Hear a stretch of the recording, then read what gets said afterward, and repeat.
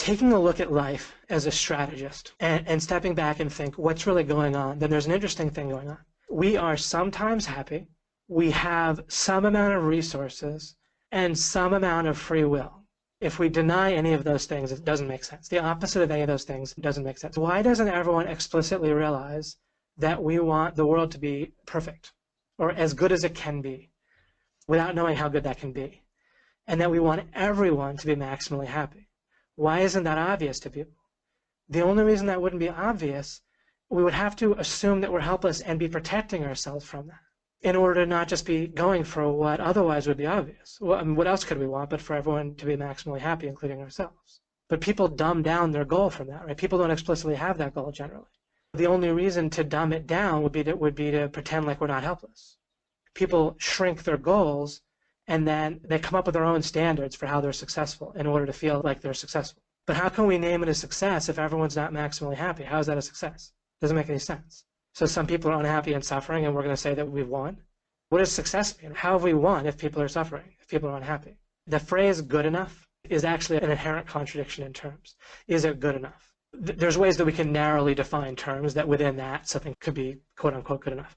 But in general, is it good enough or are we unsatisfied is misunderstood. It's used in the wrong way. People think that saying it's not good enough means you're unsatisfied. That's ridiculous. What you want to understand is that we want things to be maximally good. I'm going to say something pretty cool here. We can respond to everything in life pretty much with one of two responses. Appreciation or gratitude. That's one thing. Or curiosity. Period. At a fundamental level, we don't need to respond to anything in life without one of those two things. So if we have a complex situation that contains both good and bad, then we can appreciate whatever might be good and then be curious about how to either get rid of the bad or if there could be more good, curious about how we could have even more good. So appreciation, curiosity covers all our bases there all the time in one way of looking at life. Interesting, right? Okay, going back to we have some good, some bad. We don't need to be unsatisfied in order to want maximum good, more good. That's just obviously the way we just have to understand correctly in order to realize, of course, we want more good for ourselves and for other people. That doesn't involve being unsatisfied. We can fully appreciate whatever good there is and whatever good opportunity there is. We appreciate that, and then we're curious how we can understand even better so that then we take action even better and we have more good. Okay, so that's one. Now, we also have some amount of resources. If we were to say, well, we have no resources, and that kind of goes hand in hand with some amount of power or leverage. Maybe leverage is a perfect word. We have some amount of will or inherent power. And now we see that power is best understood in terms of goodness, in terms of do we have any ability whatsoever to affect the goodness in our life. See, it's going to turn out that in identifying with our mind and body, the idea of goodness gets twisted. Our mind isn't conscious. It doesn't experience goodness. In order to experience goodness, you have to be conscious. So to our mind, there's no idea of what good can mean. Your mind can only have a twisted idea of good, which is that which helps it to further the goals that the mind is working on. That's a twisted idea of goodness. If you identify with your mind and body, yes, you're helpless. Someone can come along and shoot you. Someone can come along and shoot me. If I define power in terms of my body and can accomplish anything like on earth, that I can beat out other people, that I can be assured of not being shot or stopped regarding something that my body is trying to do, then yeah, I'm helpless. If the only way I cannot be helpless is if I'm untouchable, I'm impregnable, and my body's unstoppable, as soon as I define terms in that way, as soon as I understand the world in that way, then I am inherently helpless except for whatever leverage I get. Then yeah, I want more relationships, more guns, right? More violence, more whatever, if that's what as I fundamentally understand the world. But what we can do in order to understand power and anti-helplessness properly and have a different foundation at the very root of our model for the world and our understanding of the world and our image of who we are and everything. If we understand that power must be connected instead to the ability to have an influence on the goodness that we experience and on the goodness that other people experience. In that case, we have some power, we must. I haven't gotten into exactly how we can know what's true yet, but I've indicated it in various places. I've talked about it directly in the Overview and Rundown series, and I'm going to talk about it directly in this Alchemy series.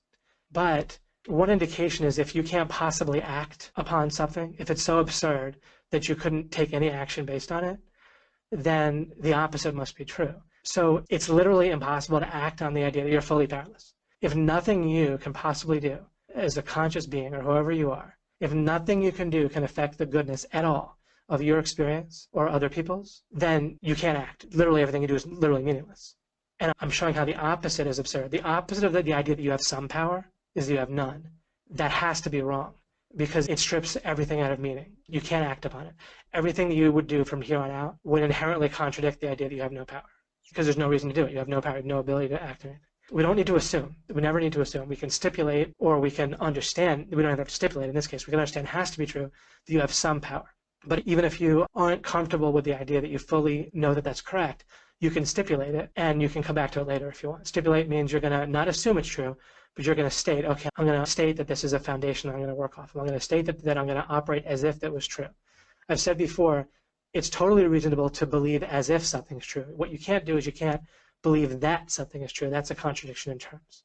Anytime someone says that, it shows that they fundamentally misunderstand the nature of everything. To say that I believe something is true makes no sense. It's inherently nonsensical. You either understand how to know it perfectly, correctly, or you don't know whether it's true or not. In neither case would you say I believe it. You either say I know it because you properly know it, or you would say I don't know. So you can either know properly with the right method, or you don't know. But you can stipulate and you can act as if something is true. That's completely rational and necessary. So the first idea had to do with goodness. There's some goodness, some badness, or some lack of total goodness. We want to have more goodness, one way or the other. Even if there was no bad, we'd still want to have more good. That's one. Number two is we have some amount of power, period. So again, what we're doing here is we're just stepping back and looking at things from another angle. We have some amount of power, but we have to understand power not as the ability to make the world exactly as we want, to shape the environment in a way that we're unstoppable, or in the way that we can make it, our change in the environment as big as possible, that we're so strong and can manipulate people so well and all that. That's, once we understand power that way, then we're on the wrong track. If you had the power to literally do anything you wanted in the world, like you were omnipotent that way, if you had a genie who would do anything you said, there's all these stories of that, right? And then that wouldn't even guarantee you happiness, right? You could say, oh, I want this, and then you'd end up not being happy, right? So it wouldn't even necessarily help you. What you really want is goodness, right? Happiness. It's okay to simplistically blend those ideas right now, happiness and goodness. That's okay. We'll stipulate those are kind of ultimately one and the same. So the real power is the power to do something where consciously you have more goodness rather than less. And when you understand that power, there's some power that you have that can't be stopped. No one can stop it. No matter what they do to constrain your body or whatever, then as long as you're conscious in some way, then you can use whatever power that you have in order to have more goodness starting from that point. And that can't be stopped. If it wasn't the case that you had the power to make goodness, then nothing would have meaning. You would be non-conscious or functionally non-conscious. Nothing would matter. That's not the case right now. And if it ever is the case, then you can worry about it then. But anyone that's listening right now, it's not the case. The case is that you must have some sort of power to make your life better. And that can also involve the lives of others that you can communicate, that you can affect better. You must have some power. Remember, if you don't, then literally everything's meaningless, and you can't act on that. You're going to contradict the idea that you have no power the next moment. So anyone that claims maybe I don't have power, they must have power. Again, I already covered that just now. So you definitely have some power, and it can't be stopped. If anyone could stop you from having that power, then again, everything would be meaningless. You would have no ability to do anything to make yourself happier or make your life better. Worst case, you can say, I'll cross that bridge when I come to it. But that certainly isn't the case right now for you. So you have a power that actually is unstoppable. And then the question is, once you realize that, then you can start to be a detective and figure out what that power is. And I have an understanding of that. I've been working on that for a long time. I'm not saying it's perfect, but I have a very, very good understanding of that power. But the critical thing is, in essence, we just need to get on the other side of this illusionary wall together.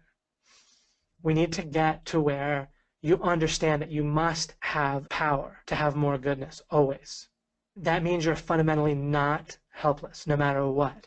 No matter what your business is like, no matter what feedback you get from the world, no matter whether you've been good in the past, no matter how smart you already are, no matter what your self-image is, you no longer need to be defensive.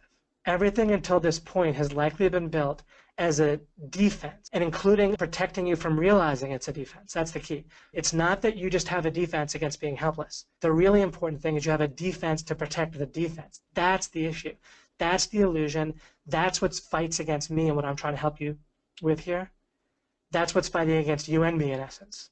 But it's not a conscious thing fighting against us. It's just a default. It's just like a river, a current going in a certain direction, or a car that's going in a certain direction. It might feel like the car is fighting you, or the car wants to drive into a house, or drive into the side of the road or into a tree. But the car doesn't want to do that in the sense of consciously having willpower to do it.